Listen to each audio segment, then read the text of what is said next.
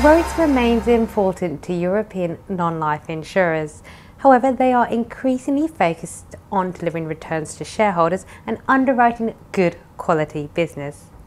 I'm Yvette Essen for AM Best TV, and I'm joined by Tim Prince, Director of Analytics, to talk about some of the trends within a report that we've recently published on the European non-life insurance market.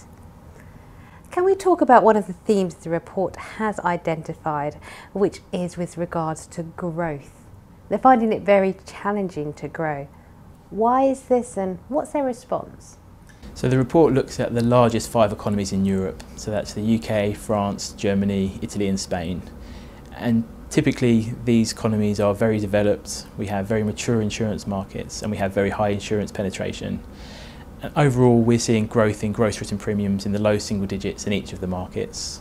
And that wouldn't be unexpected for a mature economy like these. So in this environment, it's very difficult for insurance to grow at a faster rate than the economy, given the competition that's already in place.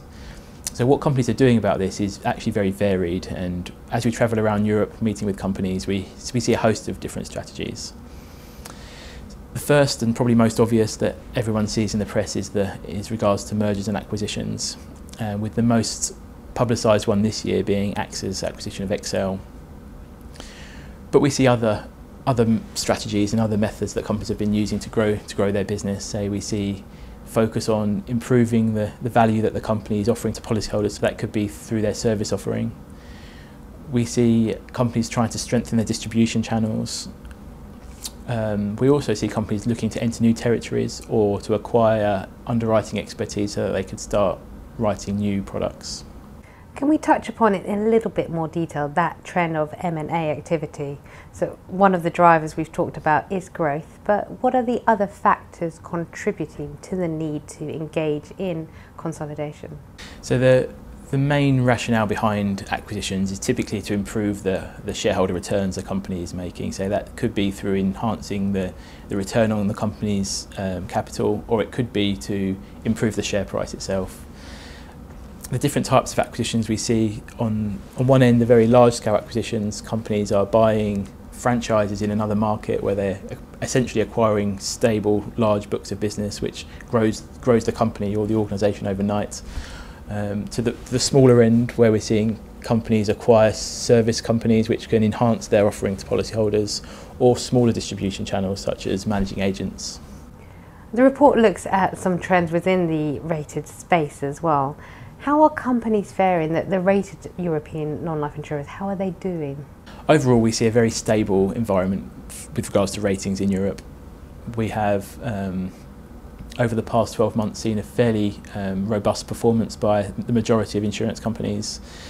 There's been some exposure to the natural catastrophe events in the Americas over the past year, to a limited number of companies, but for Europe itself has been fairly free of large natural catastrophes in the past year. One thing that the industry is accustomed to with lots of buzzwords, so innovation, for example, technology, digitalisation. How are these trends impacting the European non-life sector? I think we can say that innovation isn't a new thing for the insurance industry. Say, looking back to the very beginning, there's been new products and enhancements in products year on year. But I think more recently, over the past decade or so, with the rapid development of technology, there's been an increasingly rapid development or acceleration of innovation. So when we look into companies and what that means for companies, say on the front end, say we're seeing technology and digital products and computers and the internet allow companies to enhance their distribution channels. They can streamline processes and their contact and their communication with customers. On the actual underwriting side, with the use of big data and sophisticated analytical techniques, companies are enhancing and becoming more sophisticated in their underwriting approach and their selection of risk. On the back end, I think with regards to claims management and internal management processes, we're seeing that artificial intelligence and the use of robots is increasing, and that's effectively reducing costs for insurance companies. A copy of AM Best report looking at trends within the European non-life insurance sector can be found on ambest.com. For AM Best TV, I'm Yvette Essen.